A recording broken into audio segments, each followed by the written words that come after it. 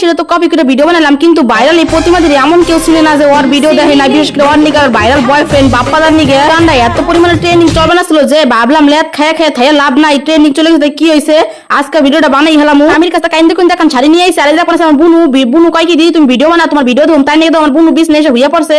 আর আমার পুতুল কটা সব কটা শেষ করে রইলো। তো জানোই আমার ক্যামেরা ইস্টার নাই, যতদিন ইস্টার না কিনি ততদিন তো একজন না একজন এখানে লাগবো। তো আজকে বিপিন ছিল না বাড়িতে, পাইলে ডাক নিয়ে আইছি আর কইছে আমার ক্যামেরা ধরে দে ওয়ার্ল্ড মুভ ক্যামেরা দেখাই আমার কেরম এখন জাহি লাগাই দিল। আর যাই ঠাইকে লাভ নাই করলাম না, এসব বন্ধ কর কাউতালি এখন ভিডিও করা শুরু কর, সিরিয়াস টপিকে আয়। তারপরে গাইস দাও ফার্স্টে প্রথম শুটটা নিলাম। আর প্রথম শুট তোমরা তো জানোই যে একবারে জীবনে প্রথম শুটটা নেওয়া যায় না, অনেক কষ্ট করে এখন শুট হয়েছে। তারপরে তো শাড়িটা পরে আইছে। আর শাড়িটা পরে আমার কেউ না বলছে অবশ্যই কিন্তু কইও খালি তো শাড়ি পরলে হবে না, মেকআপটা করা লাগবো। তাই নিয়ে দেখো বড় লোক সানস্ক্রিন লাগাই দিচ্ছে। এই সানস্ক্রিনের জায়গায় আমার কিডনি মিশে সানস্ক্রিনটা কিনছি। কি আর কমু, প্রথম যখন এই সানস্ক্রিন দাম দেখছিলাম তখন তো অজ্ঞানী কায়দা। তারপর ভাবলাম কিডনিটা বেশি সানস্ক্রিনটা কিনে নিই। তারপর কিডনি বেশি সানস্ক্রিনটা কিনছি। এদিকে বুনু এসে কয় কি নে তো সানস্ক্রিন তুই লাগাবে আমার রোদে। তোমরাই কও গাইস আমি এত কষ্ট করে সানস্ক্রিনটা কিনছি আর এসে আমার রোদে তাই কিছু দিবে না, অল্প দিব। আর আমি দিবে না তোরে সব এত ভালো ভাবে আমি যেই লাগাই হেই ভালো আর যে খাই হেই ভালো, কিন্তু ওর কাছে যেটা থাকবো ভালো যে ওটি ভালো না, আমার কাছে যেটা ওই ভালো হেডি বেশি ভালো। আমার বোন আবার হে মনে পড়ে বেশি।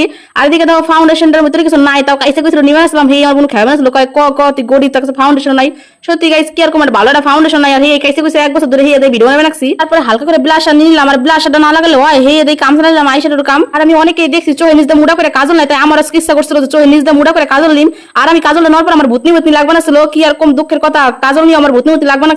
জীবনে যেহেতু কোনোদিন কাজল করে নিয়ে নিতে আজকে ফার্স্ট টাইম নিলাম, তার ভূতনি লাগবে না ছিল। সব থেকে বেশি বাল্টে যেটা আমার এটা লিপস্টিক পরা। আর লিপস্টিক পরতে কিন্তু আমার খুবই বাল্টে। আর আমার লিপস্টিক আমার ঠোঁটে যদি পরি আমি আমার মুখটাই চেঞ্জ হয় লিপস্টিক পরলে। তারপর দুইটা কালার মিক্স করে হালকা করে ঠোঁটে লিপস্টিক নিয়ে নিছি।